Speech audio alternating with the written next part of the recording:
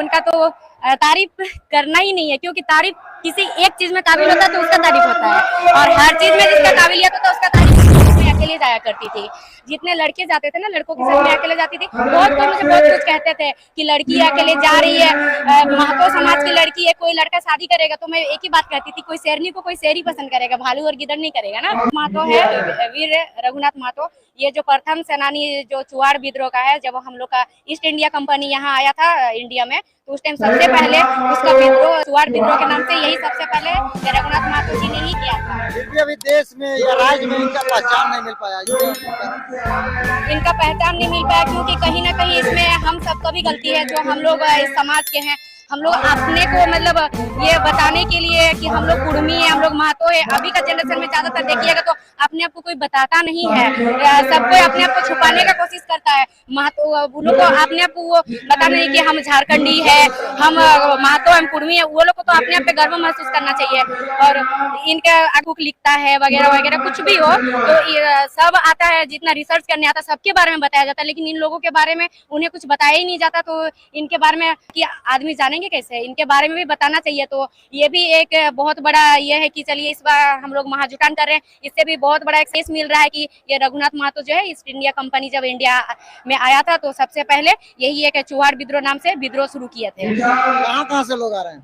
लोग ये पूरा तमाम झारखंड से आ रहे हैं, और झारखंड के बाहर से भी आ रहे हैं, जितने पूरा बंगाल, उड़ीसा और झारखंड के जो बोकारो, धनबाद, पूरे सब तरफ से आ रहे हैं। क्योंकि ये सिर्फ झारखंड के लिए ही नहीं लड़े थे ना, ये ईस्ट इंडिया कंपनी ये पूरा इंडिया के लिए लड़े थे। लेकिन ये जानना चाहिए सबको, अभी के जितने युवा पीढ़ी है सबको ये जानना चाहिए और नॉलेज रखना चाहिए कि अभी जो हम लोग जिस स्थिति पे है, जिस हम लोग यहाँ पे खुलेआम आजाद जिंदगी अपना घूम रहे हैं, तो ये चीज इनका कहीं ना कहीं इनका भी देन है, सबसे बड़ा इनका हाथ है इसमें। क्योंकि अगर ये लोग आज हम लोग के वजह से हम लोग लड़ाई नहीं किए होते, ये लोग अपना बलिदान नहीं दिए होते, तो आज हम लोग ऐसे नहीं रहते यहाँ। कहीं ना कहीं हम लोग को दब के रहना पड़ता है, वो काफी ज्यादा है।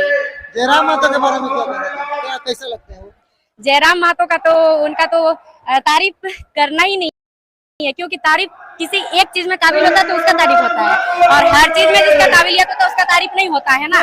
क्योंकि वो जयराम भैया जो है वो एक ऐसा उभरा है, उसमें तो एकदम जो विनोद बिहारी का परछाई दिखाई देता है मुझे, क्योंकि वो किसी एक जाति से, हाँ, विनोद बिहारी जो है, जो जेएमएम का जो एक संस्थापक है, उनका परछाई दिखाई देता है जयराम भैया में। तो क्या चाहते हैं आगे और आप लोग जयराम महतो को लेकर, अपना कुर्मी समाज को लेकर? जयराम महतो को लेकर यही चाहेंगे कि जितने तमाम झारखंड वासी है, अगर आप लोगों को अपना झारखंड का हित में कुछ करना है, अगर अपना झारखंड का हित में चाहते हो तो 2024 में जयराम भैया बोले या ना बोले, हम लोग को एकजुटता होकर एक चट्टानी एकता दिखाकर जयराम भैया को सीएम बनाना है। हम सीएम का रूप में देखना चाहते हैं। महिलाओं का लीडरशिप करती है, तो कैसा रिस्पांस मिल रहा है कि झारखंड को बदलाव लड़कियों का कितना योगदान? जब मैं शुरू इस आंदोलन में जुड़ी थी तो उस टाइम कोई नहीं था, सिर्फ मैं अकेली थी, और लड़कों के साथ मैं अकेले जाया करती थी। जितने लड़के जाते थे ना लड़कों के साथ मैं अकेले जाती थी। बहुत लोग मुझे बहुत कुछ कहते थे कि लड़की अकेले जा रही है, महतो समाज की लड़की है, कोई लड़का शादी करेगा। तो मैं एक ही बात कहती थी, कोई शेरनी को कोई शेर ही पसंद करेगा, भालू और गिदड़ नहीं करेगा ना। तो इसी लिए से जितनी भी लड़कियां है ना, लड़कियों में भी अभी देखिए, आप लोग देख सकते हैं कितनी लड़कियां आ रही है, और धीरे धीरे आ ही रही है। उन लोगों में भी, लड़कियों को मेन बात है कि नॉलेज ही नहीं था इसके बारे में, अब धीरे धीरे सब जागरूक हो रही है। सबको बस ये है कि सब सोच रही है कि हमें भी लड़ना चाहिए, हमें भी जागना चाहिए। आप खुद बताइए, अगर शेर कहीं शिकार करने जाता है तो शेरनी भी रहती है ना अपना ये में गुफा में, तो कोई माइकेलाल ऐसा नहीं होता कि शेर का बच्चा को जाके वहां से निकाल लेगा। शेरनी पंजा नहीं धारती नहीं, सीधा पंचा ही मार देती है। तो जो लड़कियों का लीडर जैसे होता है कि किसी भी सभा में आने के लिए डरती है कि समाज क्या बोलेगा, तो आप इस चीजों को नहीं सोचती है क्या? नहीं सोचती हूँ, क्योंकि समाज क्या बोलेगा, एक दिन बोलेगा, 2 दिन बोलेगा। मुझे मालूम है कि मैं समाज के लिए कुछ गलत नहीं कर रही हूँ, कुछ गलत कदम नहीं उठा रही, जो कर रही हूँ सही कर रही हूँ। और ये आप लोगों को अच्छी तरह से दिख ही रहा होगा कि ये कुछ गलत नहीं है। जो लड़की अभी जागरूक नहीं हुए उनके बारे में क्या बोलना चाहिए?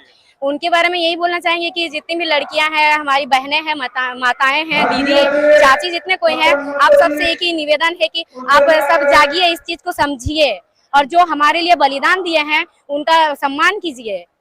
इस उभरता हुआ झारखंड में लड़कियों का कितना भूमिका है आपको दिखने को मिल रहा है कि कैसा कितना योगदान देना चाहिए? हाँ, लड़कियों का भूमिका दिखने को मिल रहा है और धीरे धीरे इसे देखने को मिलेगा, क्योंकि लड़कियां पहले जागरूक नहीं थी, लड़कियां चार दीवारी के अंदर रहती थी, घर के अंदर रहती थी, तो उन्हें इस चीज के बारे में मालूम नहीं था। और ज्यादातर गांव की लड़कियों के पास ना ही स्मार्टफोन रहता, ना कुछ नहीं रहता, तो उन्हें इस चीज के बारे में कुछ नॉलेज ही नहीं है। अभी वो जितने भैया लोग हैं, चाचा लोग हैं, जितने कोई जाते हैं ना आंदोलन में, तो वो लोग घर आते तो उसी के मैटर में, उसी से रिलेटेड कुछ बात करते हैं, तो उसी से धीरे धीरे करके वो लोग सीखती है, उनके अंदर भी कहीं ना कहीं एक बदलाव आया है।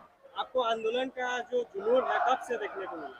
ये मुझे मेरे साथ मतलब मैं आज तक अपना लाइफ में जो कुछ भी की हूँ ना, हर जगह मुझे ठोकरे खाना पड़ा है। और ठोकरे इस वजह से खाना पड़ा है ना, क्योंकि मैं झारखंडी हूँ और थोड़ा एक नीच नजर से देखा जाता है कि आप कहाँ से हो, कोई पूछता है तो मैं कहती हूँ ना झारखंडी हूँ, तो वो कहते हैं, सब कहते हैं कि झारखंडी हो आप, लगती तो नहीं हो। झारखंड के लोग काले काले होते हैं, झारखंड के लोग के लैंग्वेज इस तरह से नहीं होते, तो मतलब क्यों, कैसे नहीं होंगे, सब तरह से होते हैं। तो उस टाइम थोड़ा अच्छा नहीं लगता था, और कुछ भी चीज मैं करती हूँ ना, हर जगह ठोकरे मिले हैं मुझे। तो उस टाइम मुझे लगा कि नहीं, अगर हमसे जो अभी नया जनरेशन में जो लड़कियां हैं वो लोग आगे कुछ करना चाहेंगे, तो हम लोग को आवाज उठाना चाहिए। मैं जो ठोकरे खाई हूँ वो किसी को और लड़कियों को ना मिले, वरना टूट जाती है लड़कियां और आगे कुछ करने को हिम्मत नहीं रखती है। फिर भी आप जब आंदोलन में आए फर्स्ट टाइम, तो आपके मन में विचार भी तो आया होगा कि समाज के लोग क्या बोलेंगे, एक लड़की होके इतना ऊपर तक जाना। ये चीज मैंने अभी भी कहा, बहुत कोई कहते भी थे मुझे कि लड़की हो, तुम जा रही हो, तुम्हारा शादी की उम्र हुआ, तुमसे कोई शादी कौन करेगा। मैं सीधी सी बातें कहती हूँ कि